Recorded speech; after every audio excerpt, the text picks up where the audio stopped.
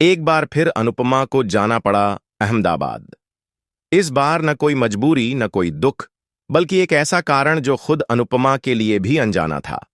मनोहर जी को अहमदाबाद में कुछ जरूरी काम से जाना था और उन्होंने इस बार जिद करके अनुपमा को भी साथ ले जाने का फैसला किया। वजह सीधी थी, उन्हें अनुपमा के हाथ का खाना बहुत पसंद है। इतना पसंद कि वे डबल फीस देने के लिए भी तैयार हो जाते हैं। अनुपमा पहले मना करती है, लेकिन फिर मजबूरी में हामी भर देती है। हालांकि वो एक शर्त रखती है, वो सिर्फ रसोई तक ही सीमित रहेगी और किसी के सामने नहीं आएगी। लेकिन अहमदाबाद पहुंचते ही किस्मत ने एक और मोड़ ले लिया। वहां उसकी मुलाकात बाऊजी से होती है और यहीं होता है एक बड़ा खुलासा। मनोहर जी बाऊजी के सगे छोटे भाई हैं। ये सुनकर अनुपमा के भी होश उड़ जाते हैं। दोनों भाई कई सालों बाद मिलते हैं और साथ में फैसला करते हैं कि अब वे अनुपमा को उसका हक दिलाकर रहेंगे।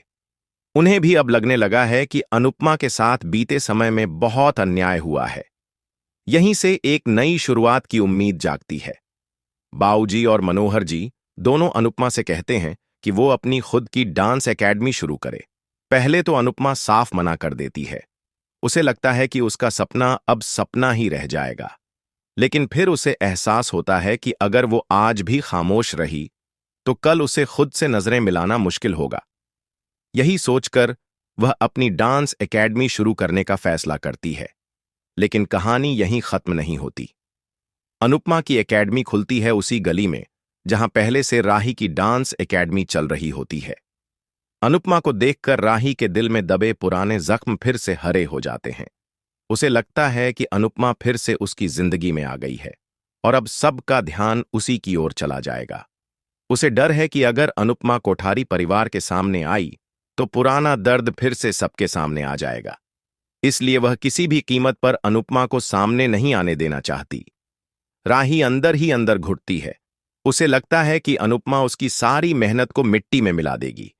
वह स्टूडेंट्स को भड़काने लगती है, अफवाहें फैलाती है और कोशिश करती है कि अनुपमा की एकेडमी बदनाम हो जाए। लेकिन अनुपमा अब पहले जैसी अनुपमा नहीं रही। अब वह हर वार को सहकर भी मुस्कुराना जानती है। वह न तो पलटकर जवाब देती है न बदला लेती है, सिर्फ अपने काम से दुनिया को जवाब देती है। धीरे धीरे उसकी एकेडमी को लोग जानने लगते हैं। लोग उसकी मेहनत और लगन की तारीफ करने लगते हैं। कोठारी परिवार में भी कुछ लोग उसकी तरफ लौटने लगते हैं। कुछ अब भी राही के कहे में हैं, लेकिन कुछ को अब भी उस पुरानी अनुपमा की सच्चाई समझ में आने लगी है। अब सवाल ये उठता है, क्या राही को कभी ये एहसास होगा कि अनुपमा की कोई गलती नहीं थी? क्या वह समझ पाएगी कि अनुपमा बस हालात की मारी हुई थी, न कि कोई चालबाज?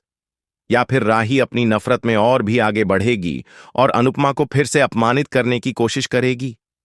एक और सवाल, क्या अनुपमा अपनी इस नई शुरुआत में कामयाब होगी? क्या वो खुद की पहचान दोबारा बना पाएगी और क्या कोठारी परिवार उसे फिर से अपनाएगा? तो क्या होगा आगे?